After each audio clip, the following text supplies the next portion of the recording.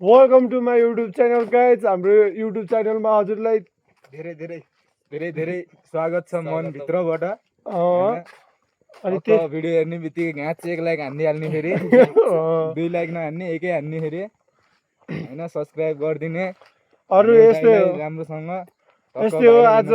आजको कुरा चाहिँ के हो भनेपछि मेरो भाइको लभ स्टोरी सुन्छु, किनभने मेरो भाइले बिहे गरिसकेको छ। हो किन साथी लभ स्टोरी सुनाउँछ क्या आज। ल कस्तो लभ स्टोरी सुनाउने हो त यार, हाम्रो त कसरी लभ पर्यो, कहाँ भेट भएको, अनि यसो अब हुन्छ नि यार तिमी यार। ल मेरो लभ स्टोरी चाहिँ सुरु भयो फेसबुकबाट है। डाइरेक्ट फेसबुकबाट कुराकानी भयो, अनि फेसबुकबाट नै गएर भेटसेट भयो।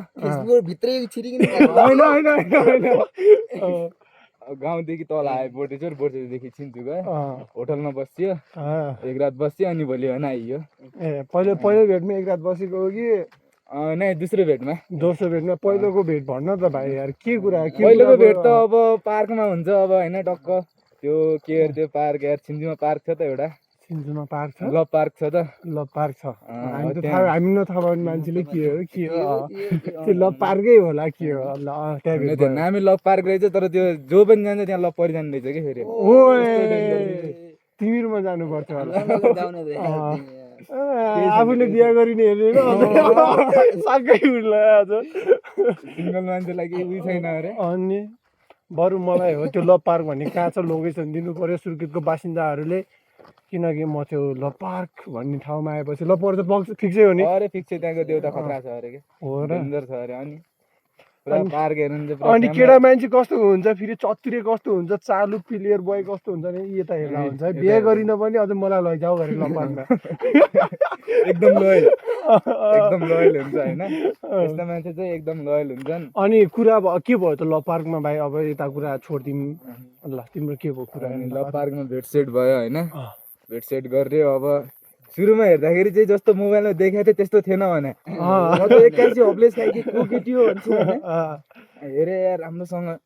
पछि टक्क म्यासेज पनि गरेँ, त्यसैको मोबाइलमा आउँछ यही रहेछ भनेर मैले एक्सेप्ट गरेको कि यही गर्लफ्रेन्ड हो भनेर एक्सेप्ट गरिसकेँ होइन।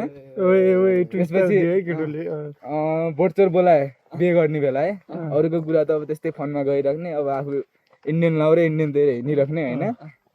अनि त्यहाँ टक्क लाएर बोलाए बोटचोर, घरबाट जाँदा जाँदै झ्याप भइसक्यो। तिमी हाम्रो दुईजना गएको, दुईजनै झ्याप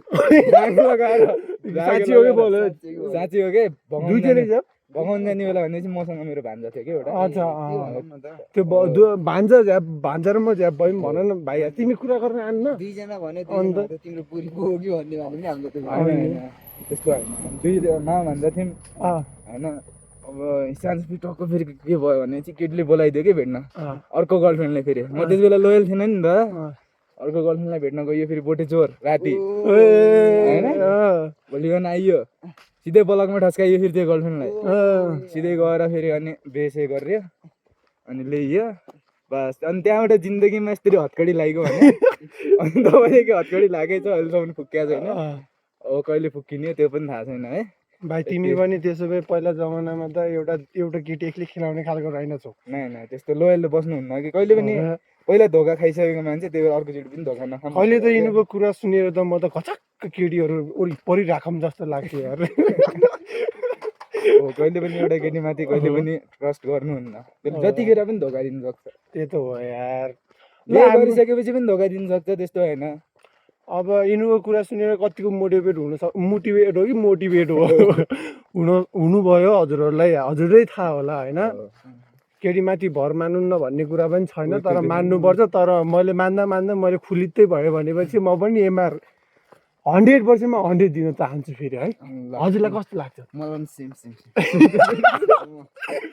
हजुरलाई किन सेम जस्तो लाग्यो?